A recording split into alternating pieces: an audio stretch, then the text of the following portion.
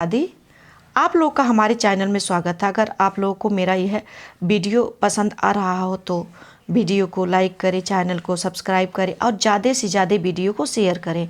अगर आप चैनल पे पहली बार हैं तो चैनल को सब्सक्राइब कर लें और पास में जो बेल आइकन है उसे भी प्रेस करना ना भूलें ताकि मेरा आने वाला नोटिफिकेशन या वीडियो आप तक सबसे पहले पहुंच सके।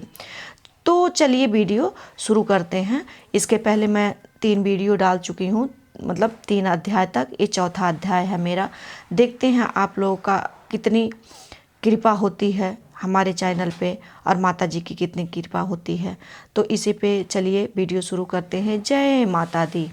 चौथा अध्याय, इंद्र आदि देवताओं द्वारा देवी की स्तुति। जरूर सुनिए किस तरह से इंद्र आदि देवता देवी की भी स्तुति करते हैं। महर्षि मेघा बोले, देवी ने जब पराक्रमी दुरात्मा महिषासुर को मार गिराया और असुरों की सेना को मार दिया, तब इंद्र आदि समस्त देवता अपने सिर तथा शरीर को झुकाकर भगवती की स्तुति करने लगे। जिस देवी ने अपनी शक्ति से यह जगत व्याप्त किया है और जो संपूर्ण देवताओं तथा महर्षियों की पूजनीय है, उस अंबिका को हम भक्तिपूर्वक नतमस्तक करते हैं और नमस्कार करते हैं। वह हम सबका कल्याण करे। जिस अतुल प्रभाव और बल का वर्णन भगवान विष्णु, भगवान शंकर और ब्रह्मा जी भी नहीं कर सके, वही चंडिका देवी इस पूरे संपूर्ण जगत का पालन करे और शुभ और अशुभ भय का नाश करे। पूर्ण आत्माओं के घरों में तुम स्वयं लक्ष्मी रूप हो और पापियों के घर में तुम अलक्ष्मी रूप हो और सतकुल में उत्पन्न होने वालों के लिए तुम लज्जा रूप होकर उनके घरों में निवास करती हो। हम उस दुर्गा भगवती को नमस्कार करते हैं। हे देवी, इस विश्व का पालन करो। हे देवी, हम तुम्हारे अचिंत्य रूप का किस प्रकार वर्णन करें। असुरों के नाश करने वाले भारी प्रक्रम तथा समस्त देवताओं और दैत्यों के विषय में जो तुम्हारे पवित्र चरित्र हैं, उनको हम किस प्रकार वर्णन करें। हे देवी, त्रिगुणात्मिका होने पर भी तुम संपूर्ण जगत की उत्पत्ति की कारण हो। हे देवी, भगवान विष्णु, शंकर आदि किसी भी देवता ने तुम्हारा पार नहीं पाया। तुम सबकी आश्रय हो। यह संपूर्ण जगत तुम्हारा ही अंश है, रूप है, क्योंकि तुम सबकी आदिभूत प्रकृति हो। हे देवी, तुम्हारे जिस नाम के उच्चारण से संपूर्ण योगियों में सब देवता तृप्त लाभ करते हैं, वह स्वाहा भी तुम ही हो। इसके अतिरिक्त तुम पितरों की तृप्ति का कारण हो, इसलिए सब आपको स्वधा भी कहते हैं। हे देवी, वह विद्या जो मोक्ष की देने वाली, जो अचिंत्य महाज्ञान स्वरूपा है, तत्वों के सार को बस में करने वाले, संपूर्ण दोषों को दूर करने वाले, मोक्ष की इच्छा रखने वाले मुनिजन जिसका अभ्यास करते हैं, वह तुम ही हो। तुम बाणी रूप हो, दोष रहित हो, सृग तथा यजुर्वेद की उद्गीत और सुंदर पदों के पाठ वाले सामवेद की आश्रय रूप हो। तुम भगवती इस विश्व की उत्पत्ति एवं पालन के लिए तुम वार्ता के रूप में प्रकट हुई हो और तुम संपूर्ण संसार की पीड़ा हरने वाली हो। हे देवी, जिससे सारे शास्त्रों को जाना जाता है, वो मेघा शक्ति भी तुम ही हो और दुर्गम भावसागर से पार करने वाली नौका रूपा भी तुम ही हो। लक्ष्मी रूप से विष्णु भगवान के हृदय में निवास करने वाली और भगवान महादेव द्वारा सम्मानित गौरी देवी भी तुम ही हो।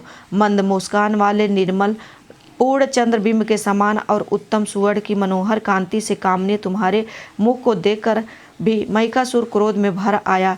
यह बड़े आश्चर्य की बात है। और हे देवी, तुम्हारा यही मुख जब क्रोध से भर गया तो उदय काल के चंद्रमा की भांति लाल हो गया और तनी हुई भौहों के कारण विकराल रूप हो गया।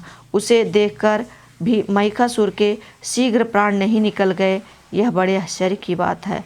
आपके कुपुत मुख के दर्शन करके भला कौन जीवित रह सकता है। हे देवी, तुम हमारे कल्याण के लिए प्रसन्न हो। आपके प्रसन्न होने से इस जगत का अभ्युदय होता है और जब आप क्रुद्ध हो जाती हैं तो कितने ही कुलों का सर्वनाश कर डालती हैं। यह हमने अभी अभी जाना है कि जब तुमने महिषासुर को बहुत बड़ी सेना को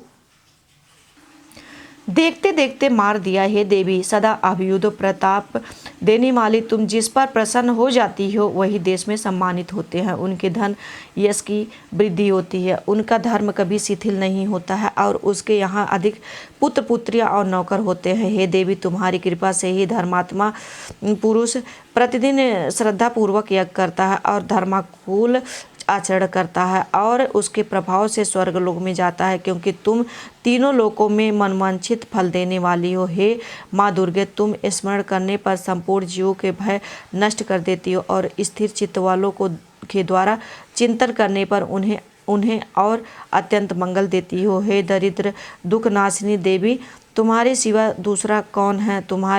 तुम्हारा चित्त सदा दूसरों के उपकार में लगा रहता है। हे देवी, तुम शत्रुओं को इसलिए मारती हो कि उनके मारने से दूसरों को सुख मिलता है। वह चाहे नरक में जाने के लिए चिरकाल तक पाप करते रहे हों, किंतु तुम्हारे साथ युद्ध करके सीधे स्वर्ग में जाएं, इसलिए तुम उनका वध करती हो। हे देवी, क्या तुम दृष्टिपात मात्र से असुरों को भस्म नहीं कर सकती? अवश्य ही कर सकती हो, किंतु तुम्हारा शत्रुओं को शास्त्रों के द्वारा मारना इसलिए है कि शास्त्रों के द्वारा मरकर वे स्वर्ग में जाएं। इस तरह से हे देवी, उन शत्रुओं के प्रति भी तुम्हारा विचार उत्तम है। हे देवी, तुम्हारे उग्र खड़ग की चमक से और त्रिशूल की नोक की कांति की किरणों से असुरों की आंखें फूट नहीं गई। उसका कारण यह था कि वे किरणों से शोभयामान तुम्हारे चंद्रमा के समान आनंद प्रदान करने वाले सुंदर मुख को देख रहे थे। हे देवी, तुम्हारा शील बुरे वृत्तांत को दूर करने वाला है और सबसे अधिक तुम्हारा रूप है, जो ना तो कभी चिंतन में आ सकता है और ना ही जिसकी दूसरों से कभी तुलना ही हो सकती है। तुम्हारा बल व पराक्रम शत्रुओं का नाश करने वाला है। इस तरह तुमने शत्रुओं पर भी दया ही प्रकट की है। हे देवी, तुम्हारे बल की किसके साथ बराबरी की जा सकती है तथा शत्रुओं को भय देने वाला इतना सुंदर रूप भी और किसका है? हृदय में कृपा और युद्ध में निष्ठुरता, ये दोनों बातें तीनों लोकों में केवल आप में ही देखी गई हैं। हे माता, युद्ध भूमि में शत्रुओं को मारकर तुमने उन्हें स्वर्ग लोक में पहुंचाया है। इस तरह तीनों लोकों की तुमने रक्षा ही की है तथा उन उन्मत्त असुरों से जो हमें भय था उसको भी तुमने दूर किया है। तुमको हमारा नमस्कार है। हे देवी, तुम शूल से तथा खड़ग से हमारी रक्षा करो। हे देवी, तुम घंटे की ध्वनि और धनुष की टक्कर से भी हमारी रक्षा करो। हे चंडिके, आप अपने शूल को घुमाकर पूर्व पश्चिम उत्तर दक्षिण दिशा में हमारी रक्षा करें।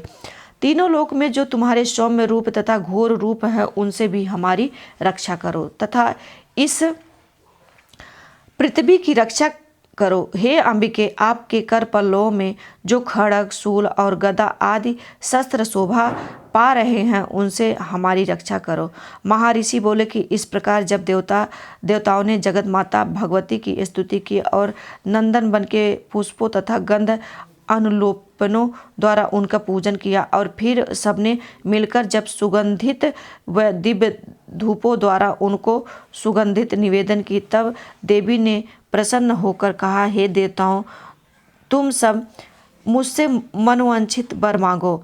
देवता बोले, हे भगवती, तुमने हमारा सब कुछ सारी मान्यता पूरी कर दी है, कार्य भी आपने पूरा कर दिया। अब हमारे लिए कुछ भी मांगना बाकी नहीं रह गया है, क्योंकि तुमने हमारा शत्रु महिषासुर को मार डाला। हे महेश्वरी, तुम इस पर भी यदि हमें कोई वर देना चाहती हो तो बस इतना वर दो कि जब जब हम आपको स्मरण करें तब तब आप हमारी विपत्तियों को हरने के लिए हमें दर्शन दें।